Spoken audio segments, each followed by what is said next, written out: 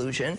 And third of all, we start with the premise that all the U.S. intelligence agencies have found that the Russians were interfering in our election process. But the problem is, while you and most Americans are able to treat those as two different things, was the Trump campaign involved in that, and did the Russians do it? Most people can separate them. The president can't. He sees any admission that the Russians may have been involved in our election as delegitimizing his. Yes, and of course also he said that Putin was very sincere when Putin denied it. I mean, either he's naive or a fool or both. I mean, or lying.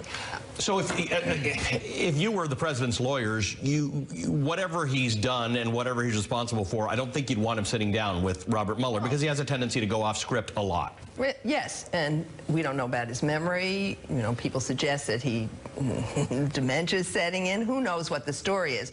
It's very dangerous for him to sit down, because maybe he hasn't even told his own lawyers the truth about what's happened. We do know that there was some efforts at collusion. We do know that his son sat down with Russian lawyers and tried to get dirt on Hillary Clinton. We do know, according to this new book, that Steve Bannon said it would be ridiculous to think that Donald Trump Jr. didn't go and tell Donald Trump Sr. that he had this meeting with Russians who offered up information. We do know that Donald Trump dictated a false statement about that meeting, trying to cover up what really happened. So there are various levels of facts that suggest an effort to work with the Russians to undermine a U.S. election. That could be treason. And by the way, even if it's not a crime, even if all of this doesn't amount to a crime, we still could have an abuse of power and an impeachable offense. Is the alternative for the president, can written testimony be demanded?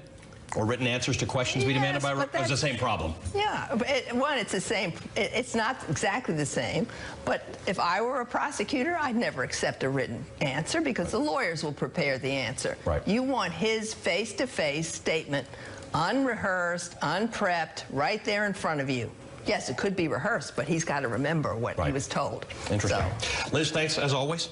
Liz Holtzman is a former Democratic Congresswoman and served on the House Judiciary Committee that voted to impeach President Nixon. All right, Walmart just announced that it's going to increase its starting hourly wage, jumping to $11 an hour.